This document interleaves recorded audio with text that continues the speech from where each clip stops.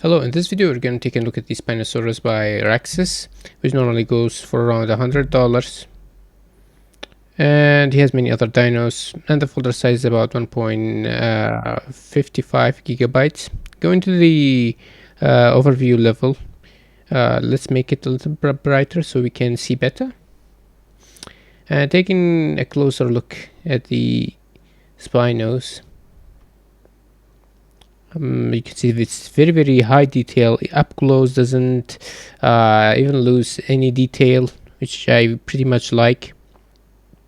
Going to the lighting only view mode, you can see that the details are mostly from normal maps, and these are the collisions. I think they're pretty good and they represent the shape well.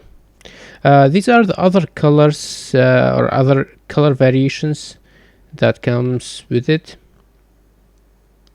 See, like the albedo, this bluish color, and taking a look at the folder structure. This is the animation, the level, the meshes, and the textures. Taking a closer look at the mesh, we can see that the dimensions are like 2.2 by 1.4 by 4.6 meters for length, width, and height respectively, and there is this morph target for the eye. Getting into the material slot, one is for the body and the other is for the eye and the tongue, and the other one for the teeth, and the last one is for the claws, and there's only one UV map.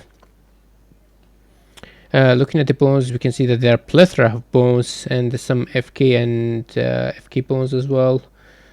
I think so many bones are included that you can make a nice rig yourself if you have the ability and the time. I'm gonna go through it fast and won't talk much about it and just show it instead. I do think that almost every part is rigged, so you can, like I said, it's really nicely rigged. However, the question is that is this game reduced so many bones? That depends on your use case. By the way, the triangles and vertices are on the screen here, so you should be able to see it.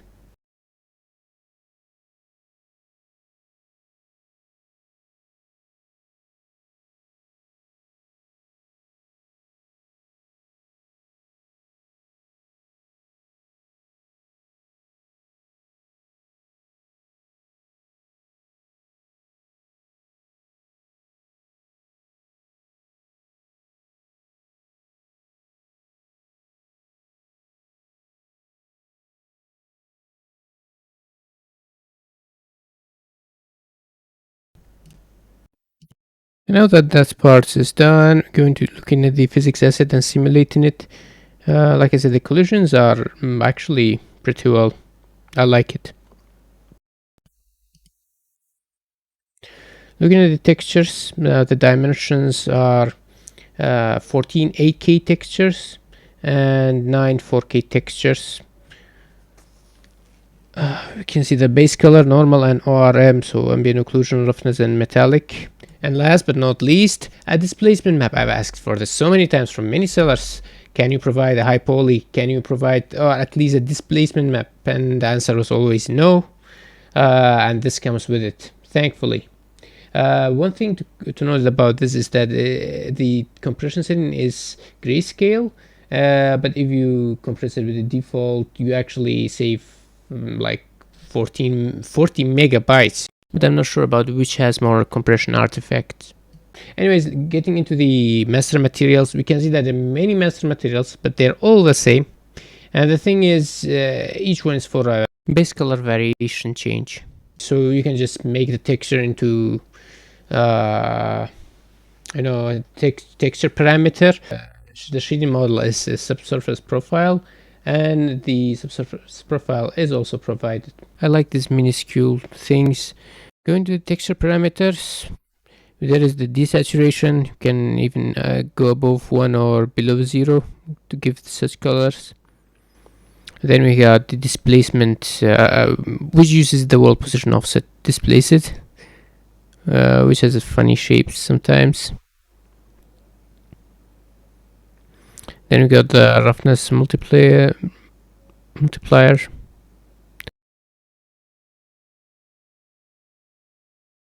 then you can shift it, and then there is the specular and subsurface scattering.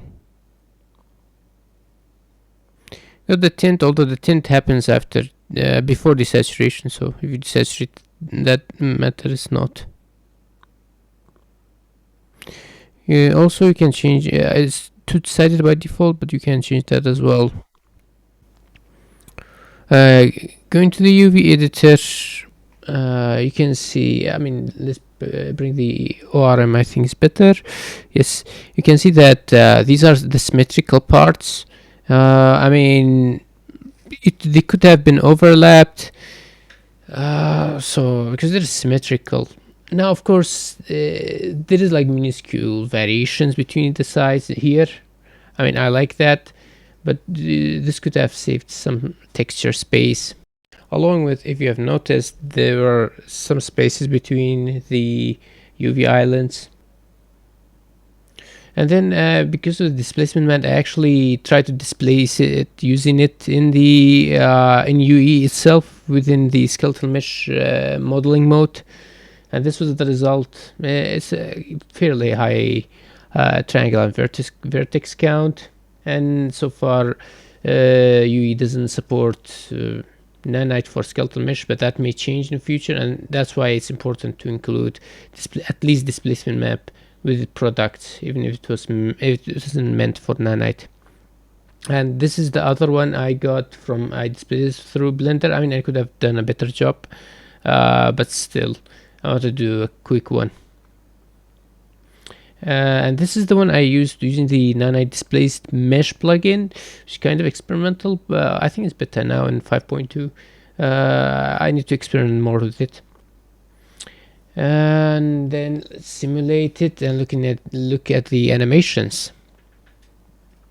You can see this is like the idle and it's breathing, which is really nice, and this is like swallowing something. You can see the fat under the chin or jaw, how it goes up and down. Really nice attention to detail and really nice animation. This is like the run animation for the different color variations. This is like going from standing up to sitting, or going into four-legged and the screaming. And why am I out of skin cache memory? If you know the reason, please let me know. And this is not, yeah, this is sleeping, yeah, because it's breathing still. Yeah, this is definitely. And this is like eating a fish or something in a pond. And that should be it for the animations. Just kidding. We have so many other animations. It's to be exact 135 animations. This is a swimming animation part, I think, from right to left.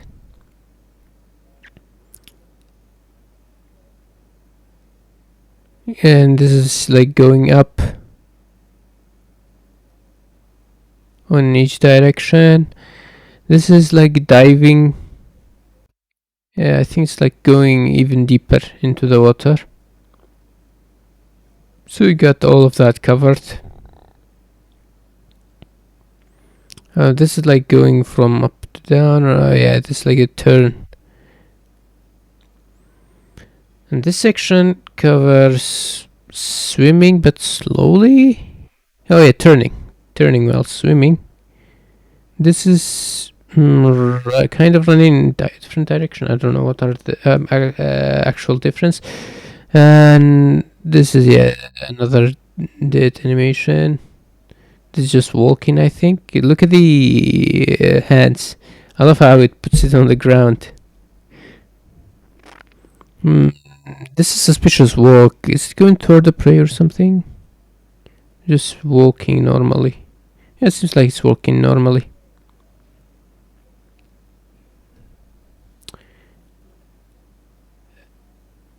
Yeah, this one is suspicious. Yeah, it's like it's approaching the prey. And this last section is going backwards, I believe. I don't think I may not have shown it, but the morph target of the eye is actually animated through the animations. So it kind of changes during that. Yeah, like closing or blinking during the animation. It does have the morph target curve in the animation.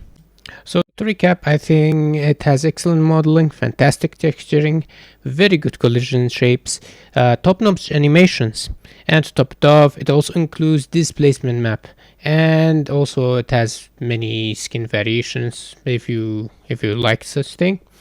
However, it's not perfect. And an example is the complex rigging. I mean, it has good size and bad side. I mean, the good side is almost everything is rigged. You can make really nice shape or animations with it. But then again, I don't want to think about the performance of it, or how it performs.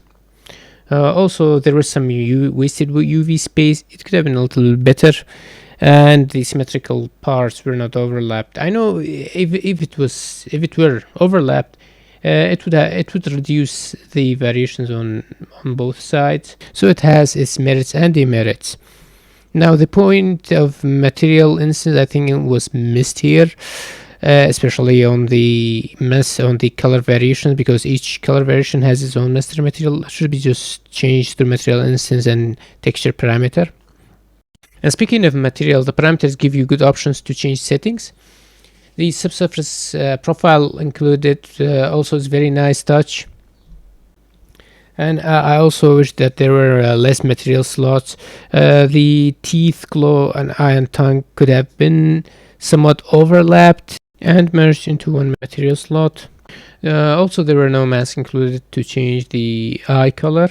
I wish it had an alpha gradient instead of the different base color textures. I mean, I don't have any problem with it, and they're included. It's really nice. But each is 8K, so how practical is it to use all of them in a scene? So instead, I think a gradient map provided and changing the color through a curve would be more optimal in my opinion. And one thing I really wish it had is a skeleton mesh for the Spino. It's a really nice touch. I wish it had. I mean, not many sellers do that. One that comes to mind is GIM, which does include it with their assets. Nevertheless, I do think this is a cinematic quality product. With that, we have reached the end of the video. Hope you enjoyed.